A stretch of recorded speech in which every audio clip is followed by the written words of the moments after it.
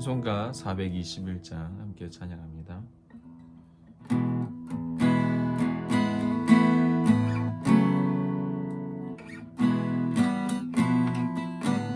내가 예수 믿고서 죄 사함받아 나의 모든 것 다 변했네.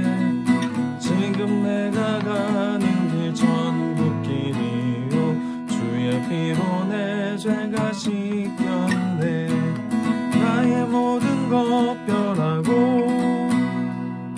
그 피로 구속받았네.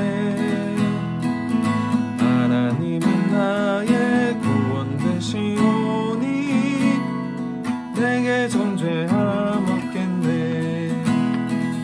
주님 밝은 빛 되사 어둠에 지니 나의 모든 것 다 변했네.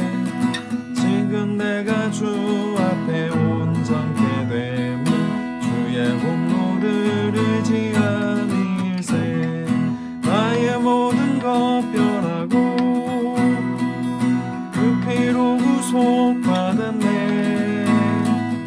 하나님은 나의 구원 되시오니 내게 정죄함 없겠네. 내게 성령 임하고 그 크신 사랑 나의 맘에 가득 채우며 모든 공포 내게서 물리치시니 내 맘 항상 주 안에 있겠네. 나의 모든 것 변하고 그 피로 구속받았네. 하나님은 나의 구원 되시오니 내게 정죄함 없겠네. 우리 사도신경으로 신앙 고백하겠습니다.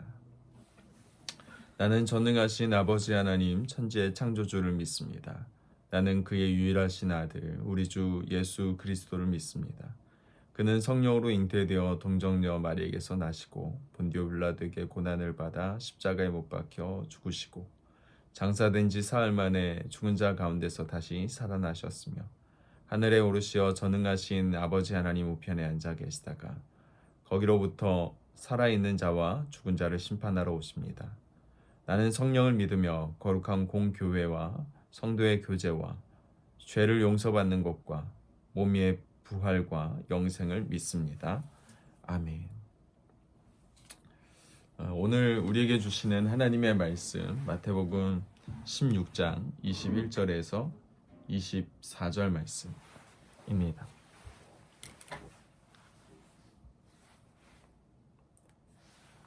마태복음 16장 21절에서 24절 말씀 우리 같이 읽겠습니다. 시몬 베드로가 대답하여 이르되 주는 그리스도시오. 21절부터 24절.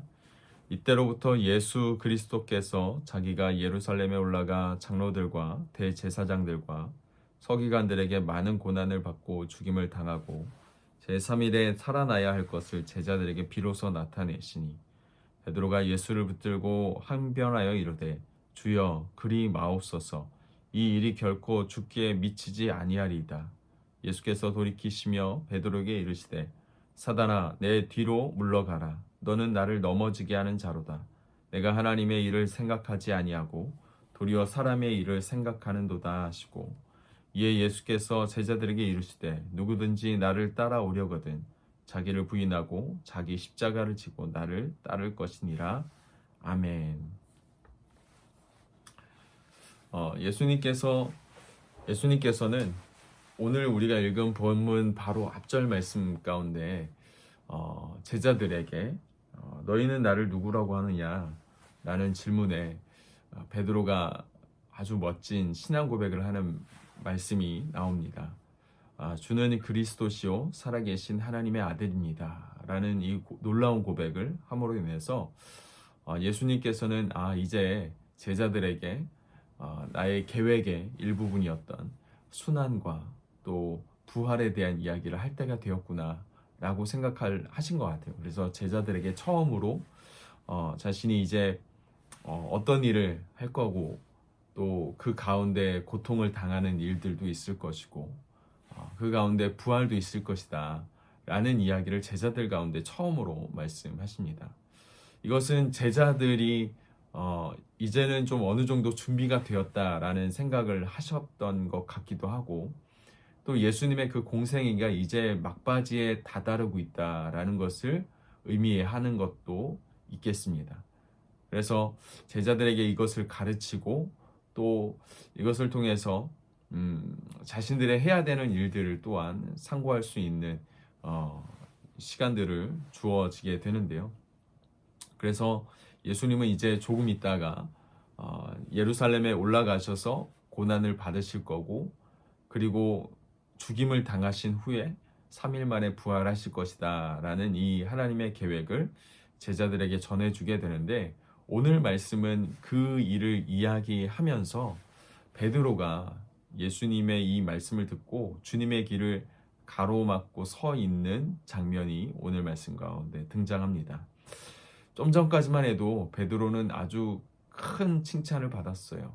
너의 믿음이 정말 크다라는 아주 귀한 그 칭찬을 하시면서 천국 열쇠까지 베드로에게 있다라는 것을 이야기하셨음에도 불구하고 완전히 극과 극의 모습을 보여주듯이 베드로의 이런 인간적인 마음 또 하나님이 계획해 놓으신 일, 예수님이 걸어가시는 그 길을 막아서자 사단이라고까지 이야기하면서 아주 극과 극의 어떤 모습을 보여주는 장면이 오늘 말씀 가운데 있습니다. 아마도 예수님은 이 베드로의 이런 모습을 통해서 제자가 가야 하는 길이 어떤 길이냐라는 것을 가르치시려고 하셨던 것 같아요.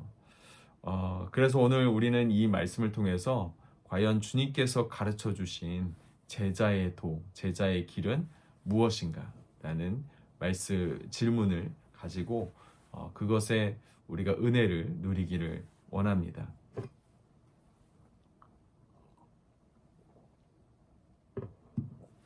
과연 주님께서 제자란 이런 길을 가야 된다라고 이야기하시고 계시는 부분이 오늘 말씀인데 그 첫 번째가 무엇인가? 제자는 자기를 부인하는 삶을 살아가야 되는 사람이다 라는 것입니다. 예수님은 누구든지 나를 따라오려거든 자기를 부인하라 라고 오늘 말씀 가운데 말씀하고 계십니다. 이것은 자기 부인이라고 하는 것은 그냥 단순히 잘 참아내는 어떤 극기의 상태를 이야기하지 않습니다.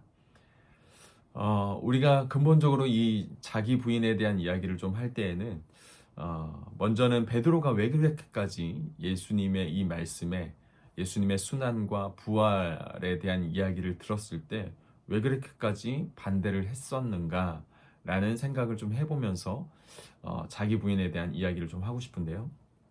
왜 베드로가 예수님의 이 계획, 예수님이 세워놓으신 그리고 하나님 아버지로부터 받은 이 사명을 이야기할 때 왜 막아섰을까? 왜 그렇게 주님 안 됩니다 라고까지 극단적으로 그렇게 이야기했을까? 첫 번째 이유는 그만큼 베드로는 예수님을 사랑했다라는 것입니다. 예수님을 너무나도 사랑했고 예수님을 너무나도 기다렸고 예수님이 하고자 하시는 이 일을 가운데 놀라운 일들이 펼쳐지기를 베드로는 누구보다도 원했던 것이죠. 하지만 베드로의 이런 인간적인 사랑, 예수님에 대한 그 인간적인 사랑은 하나님의 계획보다 더 컸던 것 같습니다. 하나님의 뜻이 어떠한지를 보면서 그런 뜻이 있지만 그런 뜻이 있다는 것을 들었지만 그렇지만 하나님 안 됩니다 라고 이야기하는 것이죠. 영상이 자꾸 끊긴다고 말씀하시는데 제가 어떻게 할 수 있는 부분이 없습니다. 지금 저도 이 메시지가 지금 네트워크 연결이 불안정하다, 송출이 원활하지 않다라는 메시지를 받았는데 이거를 제가 어떻게 해야 될지 모르겠어요. 오늘 영상이 만약에 예배가 지금 현재 끊기면 제가 이게 지금 영상이 동시에 녹화가 되고 있는 걸로 알고 있거든요. 그러면 제가 다시금 이것을 시간이 좀 지난 다음에 아침이 되기 전에 한 9시 전에 제가 이 영상을 다시 한번 올려드릴게요. 그래서 그렇게 예배를 보시면 좋을 것 같습니다. 말씀을 이어서 이야기를 하자면 베드로는 예수님을 그만큼 사랑했습니다. 예수님을 향한 그 사랑이 좀 단점이 있다면 예수님을 향한 그 사랑이 하나님의 계획보다 하나님의 뜻보다 더 컸다라는 것에 좀 문제가 있는 거겠죠. 두 번째로 왜 베드로가 예수님의 그 계획, 예수님의 말씀에 그렇게 반대를 했는가? 그 당시는 사실 예수님을 향한 어떤 그 제자들의 시각, 관점, 그것은 바로 예수님을 통해서 메시아 운동이 일어나기를 원했던 것이에요. 메시아 운동은 이 유대 지방의 유대 사람들, 팔레스타인 지역에 있는 유대 사람들이 독립운동을 하고자 하는 그런 운동이었습니다. 그러니까 로마의 치하에서 살아가고 있는 이 유대인들이 로마의 압제로부터 구원받기 위한 어떤 독립하기 위한 그런 운동이 메시아 운동이었는데 그 일들로 인하여 예수님이 우리의 대장 되어 주셔서 이 일로 인하여 그 이스라엘이 해방되어지기를 원했던 것이죠. 많은 사람들이 예수님을 향하여서 거는 그 기대가 바로 이런 메시아 운동에서 독립하고자 로마의 압제로부터 독립하고자 했던 그런 마인드가 그들 마음 가운데 있었던 것입니다. 그러니까 예수님이 이 땅 가운데 오신 것은 인류를 구원하기 위한 죄로부터 자유케 하기 위함이셨는데 유대인들이 바라보는 예수님에 대한 시각은 그거보다 좀 더 좁은 우리나라가 다른 나라의 압제로부터 좀 이렇게 해방되기 위한 그런 생각을 가지고 있었던 것이죠. 그렇기 때문에 베드로도 그런 생각을 가지고 있었습니다. 그런데 그 유대 지방의 그 유대 독립운동가들, 이 메시아 운동에 가담했던 사람들은 무참하게 그 살해를 당했어요. 사형도 당하고 행정적인 집행을 통해서 사형도 당하고 많은 죽임을 당했었습니다. 그런 상황들을 보아왔던 많은 그 독립운동가들 또 예수님에 따르는 제자들이 예수님의 입을 통해서 내가 죽어야 된다라는 이야기를 들었을 때 굉장히 마음이 아팠고 그래서 그런 일이 일어나면 안 됩니다. 왜냐하면 자신들이 예수님께 대하여서 거는 기대가 있는데 그 기대가 다 무너지는 그런 일이기 때문에 하나님의 계획이 있다 하더라도 자신들이 꿈꿔왔던 계획, 자신들이 그동안 기다려왔었던 그런 어떤 모든 계획들이 틀어지는 일이기 때문에 그런 일들은 있어서는 안 된다라고 생각해서 결사적으로 예수님의 일에 반대하고 있는 것입니다. 어떻게 보면 하나님의 계획과 하나님의 뜻이 있겠지만은 그것보다 자신들의 계획, 자신들의 뜻이 더 중요하다라는 생각에서 이런 이야기를 한 것 같아요. 그러니까 자기 부인이라고 이야기하는 것은 하나님의 계획이나 하나님의 뜻보다 더 커진 인간적인 감정, 그리고 인간적인 사랑, 그리고 자신만의 계획, 이런 것들이 있다면 그것을 버려두는 것이 오히려 하나님께 자신의 시선을 맡기고 하나님을 바라보기로 마음 먹는 것이 그것이 자기 부인이다라는 것을 말씀은 이야기하고 있는 것입니다. 바로 이 자기 부인을 통해서 하나님을 바라보기를 주님은 이야기하고 있는 것입니다. 제자의 길이란 자기 부인, 바로 인간적인 마음, 인간적인 생각, 인간적인 주장, 인간적인 계획, 인간적인 사랑, 감정, 이것을 하나님의 뜻보다 더 앞선 것에 대한 그 마음들을 버리는 것을 이야기합니다. 그것을 버려두고 하나님께 집중하는 것이 바로 자기 부인이다. 그런 삶을 살아가는 것이 그런 삶을 마땅히 살아가는 것이 바로 이 그 제자의 삶인 것을 우리는 보게 되는 것입니다. 두 번째로 자기 십자가를 지는 삶이 바로 제자의 길이다. 예수님께서는 이어서 자기 십자가를 지고 나를 따르라 라고 말씀하셨습니다.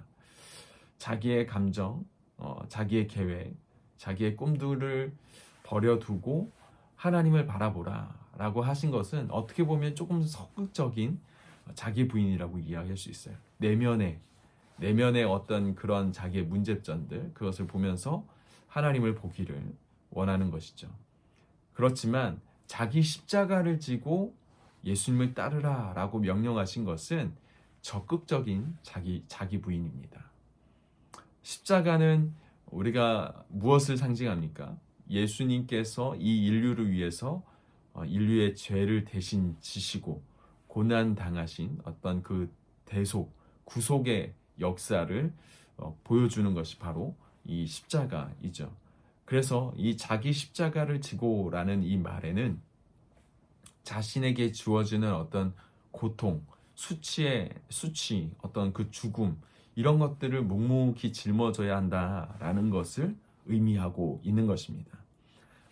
결국 예수님의 제자가 된 자들, 예수님의 길을 따라가는 사람들은 이런 자기의 어떤 십자가를 지는 고통을 당하는 것은 어떻게 보면 단순한 어려움이나 고통을 당해야 된다라는 의미가 아니라 좀 더 나아가서 예수님이 받고 있는 예수님의 그 순환, 예수님의 그 고통에 함께 해야 한다라는 의미가 포함되어 있는 것입니다.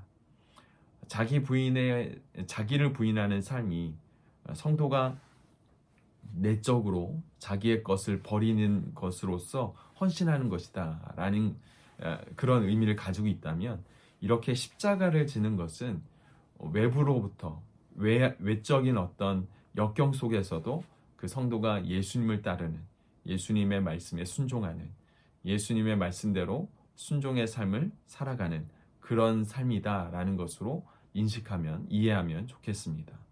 그래서 이것은 조금 더 나아가서 우리가 본다라면 내 안에 있는 나는 죽고 내 안에 살아서 역사하시는 하나님이 살아계시는, 그렇게 살아가도록 우리가 그 삶의 사명을 부여받은 삶이 바로 제자의 삶이다. 그것이 바로 자기 십자가를 지는 삶이다라는 것이죠. 오늘 말씀을 통해서 예수님께서 가르쳐 주신 이 제자도에 대해서 우리는 깊이 묵상해야 할 것입니다. 그리고 이 가르침이 우리의 삶 가운데 나타날 수 있는 그런 귀한 삶을 살아가는 것이 우리가 이 땅 가운데서 살아가야 되는 삶의 어떤 사명일 것입니다.